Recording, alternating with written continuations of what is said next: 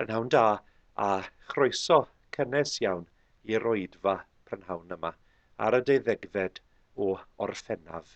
Gobeithio eich bod chi gyd yn cadw yn iach.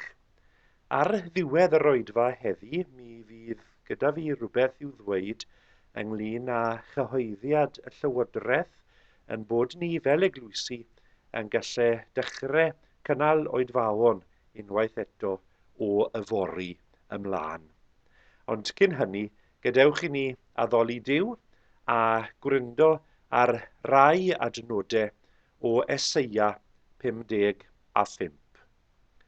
Fel y mae'r glaw a'r eira yn disgyn o'r nefodd, a heb ddychwelyd yno nes dyfrhau'r ddaear, a gwneud iddi darddu a ffrwythloni, a roi had i'w hau a bara i'w fwyta. Felly y mae fy ngair sy'n dod o'm genau. Ni ddychwel ataf yn ofer, ond fe wna'r hyn a ddymunaf, a llwyddo am neges. Mewn llawenydd yr ewch allan, ac mewn heddwch eich arweinir. Bydd y mynyddoedd a'r bryniau'n bloeddio canu o'ch blaen, a holl goed y maes yn curo dwylo. Bydd ffynwydydd yn tyfu yn lle draen, a myrtwydd yn lle mieru. Bydd hyn yn glod i'r arglwydd, yn arwydd tragwyddol na ddileuir mohono.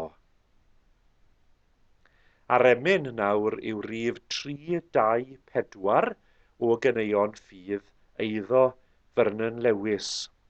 Saif ein gobaith yn yr Iesu, brenin nef goleuni'r byd, eiddo'i thineb a ddaioni a ffrwythlona'n gwaith i gyd. Llawen hawn, drwyddo cawn, holl adnoddau Duw yn llawn. Emyn 324 a diolch i'r offerynwyr unwaith eto am ei gwaith.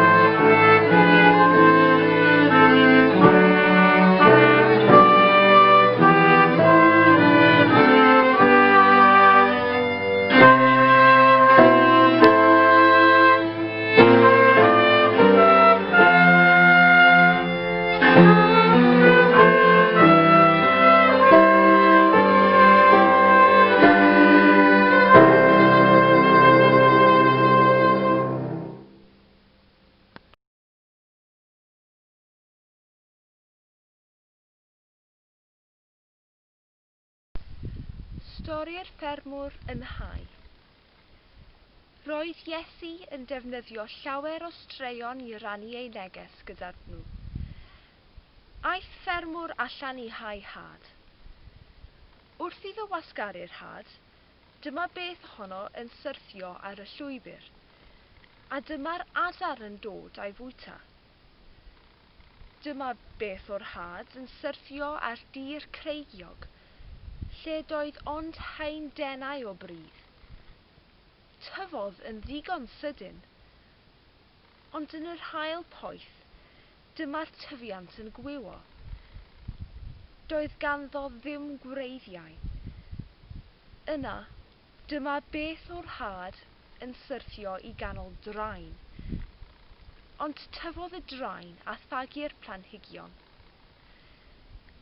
Ond syrthiodd peth o'r had ar bridd da. Tyfodd cnwd da ohono, beth ohono gan gwaith, 60 gwaith, neu 30 gwaith mwy na chafodd ei hau. Gwrandewch yn ofalus os dych chi'n awyddus i ddysgu. Felly, dyma beth ydy ystyr stori'r ffermwr yn Hau. Pan mae rhywun yn clywed y neges am y deyrnas, a ddim yn ei ddeall, mae'r un drwg yn dod ac yn cipio beth gafodd ei hau yn y galon. Dyma'r had ddisgynodd ar y llwybr. Yr had sy'n syrthio ar dir creigiog ydy'r sawl sy'n derbyn y neges yn frwd i ddechrau, ond dydy'r neges ddim yn gafael yn y person go iawn, ac felly dydy e ddim yn para'n hir iawn. Pan mae argyfwng yn codi, neu wrthwynebiad am ei fod wedi credu, mae'n troi cefn yn ddigon syml. Wedyn, yr had a syrthiodd i ganol draen ydy'r sawl sy'n clywed y neges, ond mae'n rhy brysur yn poeni am hyn a'r llall ac yn ceisio gwneud arian. Felly, mae'r neges yn cael ei thagu a does dim ffrwyth i'w weld yn ei fywyd. Ond yr had sy'n syrthio ar dir da ydy'r sawl sy'n clywed y neges ac yn ei ddeall. Mae'r effaith fel cnwd anferth, 100 gwaith, neu 60 gwaith, neu 30 gwaith mwy na chafodd ei hau. Diolch o galon i Heledd am ddarllen y darlleniad hwnnw o Efengyl Mathew i ni. Rydyn ni am weddio nawr, ac yn sail un gweddiau rwy am defnyddio gweddi o eiddo Helder Cymara o dan y teitl Agor Ni. Gadewch i ni weddio gyda'n gilydd.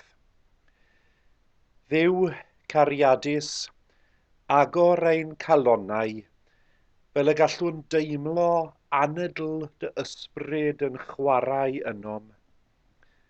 Agor ein dyrnau, fel y gallwn estyn llaw i'n gilydd, a chyffwrdd ac iachau. Agor ein gwefusau, fel y gallwn ddrachtio mwynder ar y feddod bywyd. Agor ein clustiau, fel y gallwn glywed dy ddioddefiadau di yn ein creulondeb ni.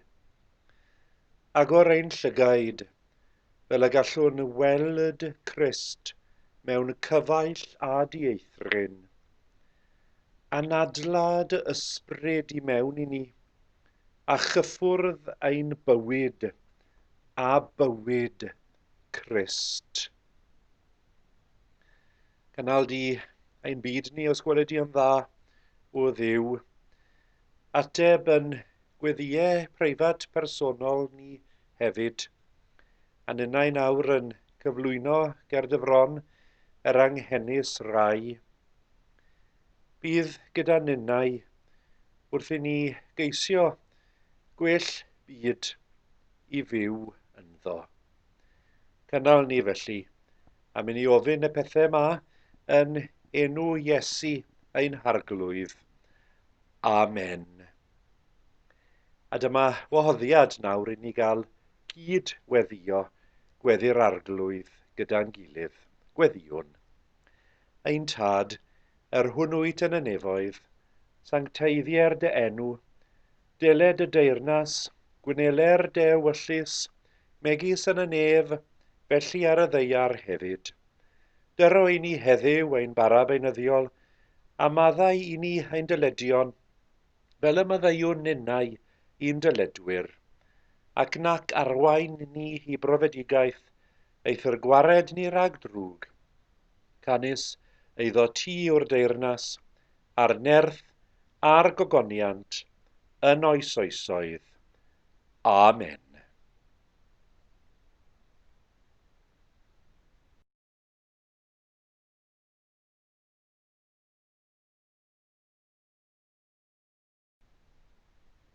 Ath ffermwr neu ffermwraig mas i hau i had.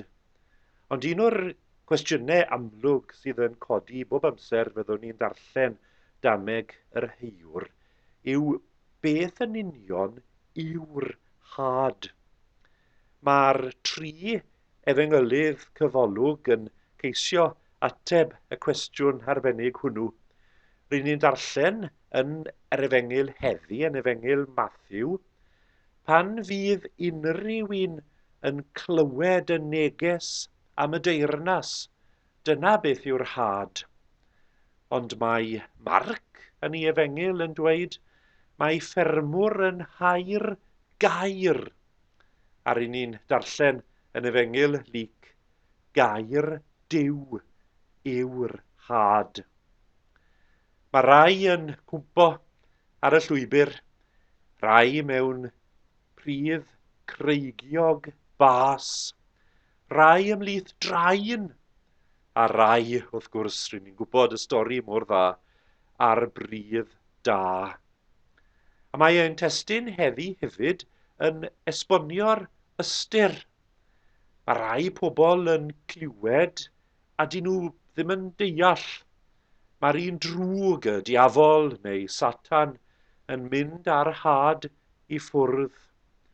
Mae rhai eraill wedyn yn clywed, yn cofleidio'r gair, y neges am y deyrnas, ac yn tyfu.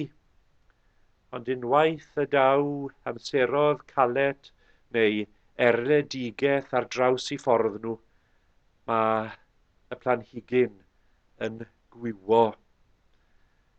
Mae rai pobl yn clywed, yn derbyn, yn tyfu, ond maen nhw'n tyfu yng ngwerthoedd y deyrnas yn y gair, ochr yn ochr ar awydd am bleserau'r bywyd hwn. Ochr yn ochr, os mynnwch chi, a thwyll cyfoeth a phryderon y bywyd hwn. Dyw'r planhigyn ma ddim yn dwyn unrhyw fath o ffrwyth felly, a byth yn aeddfedu. Ond wrth gwrs, byrdwn y ddameg yw bod rai pobl yn clywed, yn derbyn ac yn ffynnu. Maen nhw'n deall, maen nhw'n cadw'r gair, maen nhw'n dyfalbarhau ac yn cynhyrchu cnwd chwedl Iesu 160 neu 10 gwaith yr hyn a heuwyd. Mae'r tri esboniad cynta yn gwneud dipyn o safbwynt, o synwyr yn hytrach, o safbwynt amaethyddol. Does dim byd yn mynd i dyfu ar y llwybr, dim ond bywyd tymor byr fydd gan planhigion os fyddan nhw mewn tir neu pridd creigiog. Bydd y tir creigiog ddim yn gallu cynnal y tyfiant. Ac wrth gwrs mi all y draen dagu blanhigyn. Ond mae'r esboniad Y pedwerydd esboniad, tyma bach, yn chwerthynllyd. Dyw ffermwyr ddim yn mynd mas i hau gan dybio fydd gyda nhw gynnyrch 100 gwaith yr hyn a heuwyd, neu 60 gwaith, neu 30 gwaith hyd yn oed. Yn enwedig pan bydde ffarmwr ym Mhalesteina'r ganrif gyntaf yn hau'r had, ro'n nhw'n gwybod beth bydde yn debygol o ddigwydd. A hyd yn oed heddi gyda Monsanto yn gwerthu ei had GM ar ffermio diwydiannol mecanyddol modern sydd gyda ni, gyda mathau o had sy'n cynhyrchu llawer o gynnyrch a mwy o, wel, os ydych chi wedi darllen yr hysbysebion, mwy o botensial i amsugno nitrogen. Dyw cynnyrch 100 gwaith yn fwy na beth chi wedi hau ddim yn bosibl yn hawdd iawn. Ond rhaid deall wrth gwrs bod y ddameg hon a phob dameg arall, a dweud y gwir, yn broffwydol, yn apocalyptaidd, yn edrych mlaen i'r oes a ddaw. A hefyd bod y ddameg yn dyst i'r oes newydd a ddechreuwyd yng ngweinidogaeth Iesu Grist. Bod y ddameg yn dangos beth yw ystyr gwaredigaeth Iesu a hefyd barn ar yr un pryd. Mae bron wedyn a ddarllen y dameg a deall yn y ffordd yna, bron yn wirion i ni orfod gofyn y cwestiwn y mae'r ddameg yn ei orfodi ni i'w ofyn. Pa fath o brydd oeddi ni? Oeddi ninnau fel y llwybr, neu'r tir creigiog, neu'r tir ar draen o'i gwmpas, neu'r tir da hyd yn oed. Yn aml iawn yn yr Efengylau pan rydyn ni yn clywed ymatebion yr apostol Pedr i Iesu, mae'n ymddangos i fod fel tasau fe ar y llwybr neu'r pridd creigiog bas. Mor aml bydd Pedr yn fodlon neidio ar y llyn i ddilyn Iesu neu ei ddatgan ei fod yn arglwydd. Ond pa mor barod mae fe i weld ei fywyd yn cael ei drawsffurfio, i weld beth yw ystyr Iesu yn Eseia yn Grist, i'w fywyd ynte. Wrth gwrs, mae modd edrych ar Pedr fel gwrth enghraifft o'r hyn ddylen ni fod. Ond gadewch chi ninnau hefyd ofyn y cwestiwn, oeddi ni yn barod i ddilyn Iesu? Beth bynnag fo cost y ddisgyblaeth, beth bynnag fo'r gost i ninnau o fod yn rai sydd yn dwyn ffrwyth 100 gwaith, 60 gwaith, 30 gwaith yr hyn a heuwyd ynom ni. Isws yn Efengyl Iesu ym mhennod 6, os ych chi'n maen disgwyl lan, mae Iesu wedi rybyddio fedrwn ni ddim gwasanaethu Duw ac arian. Mae Iesu'n mynnu pwysleisio'r pwynt yma. Mae'n mynnu pwysleisio'r ffaith fedrwn ni ddim ddilyn gwerthoedd y byd a gwerthoedd y deyrnas.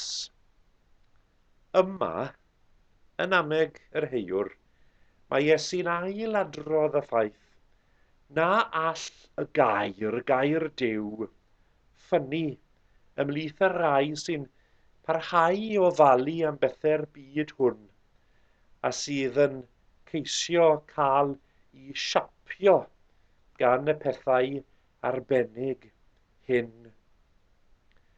Nid yw'n wers hawdd i ddisgyblion Iesu'r ganrif gyntaf, dyw e ddim yn wers hawdd i ninnau chwaith.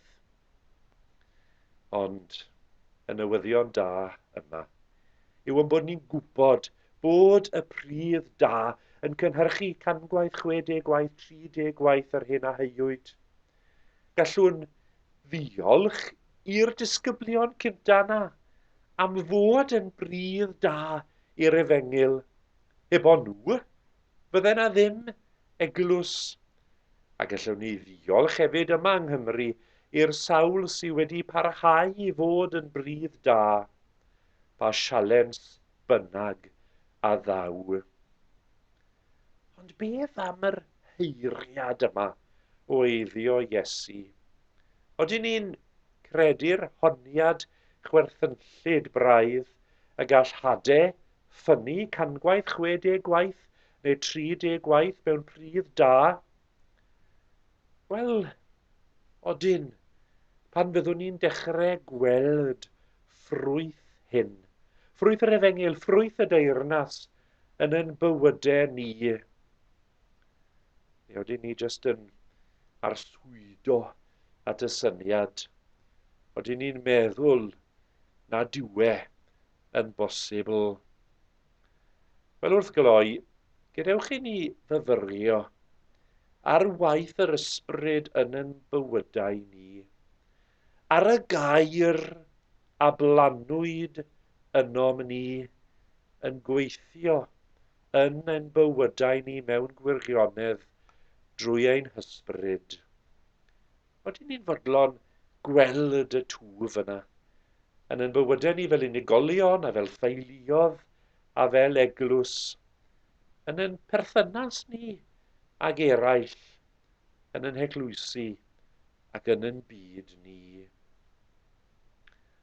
Oedden ni glywed y neges a chredu ynddo fe a chlywed y gair am y deyrnas a derbyn y gair i'n bywydau ni, mwyn i'n bywydau ninnau hefyd bob yr un ohono ni ffynnu a thyfu mewn ffydd mwyn bod y ffrwyth gan waith 60 gwaith neu 30 gwaith yr hyn a heuwyd mwyn ei enw. Amen.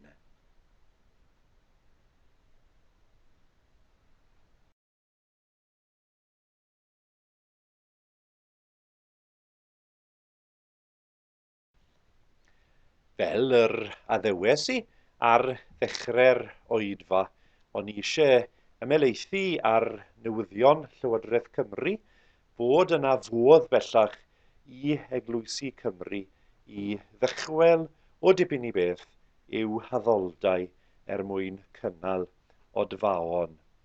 Mi fydd swyddogion yr ofalaeth a'r Eglwysi Unigol yn dechrau trafod yr wythnos yma beth yw ystyr hyn uninau yn Eglwysi Carmel a Sowar a Saron, mwyn i ni cael gwneud hynny yn ddoeth a mewn ffordd bydd yn sicrhau bod chithau yn medru dod i'r cwrdd yn saff pan byddwn ni yn ailagor yr eglwysi unwaith eto.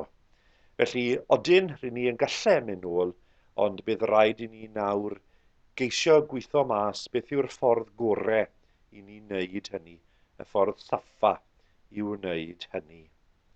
A gai gyhoeddi unwaith eto os oes yna unrhyw anghenion bugeiliol neu ymarferol eich bod chi yn dod i gysylltu gyda minnau neu un o'r swyddogion mwyn i ni gael diwallu yr anghenion arbennig hynny. Gadewch i ni weddio gyda'n gilydd.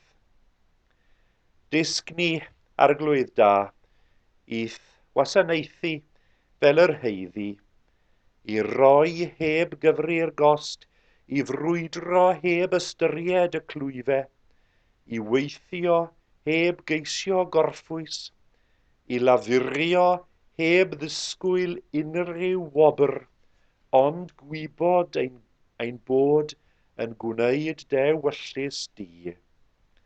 A gras ein harglwydd Iesu Grist, a chariad Duw, a chymdeithas yr ysbryd glân, a fo gyda ni oll, byth bythoedd. Amen.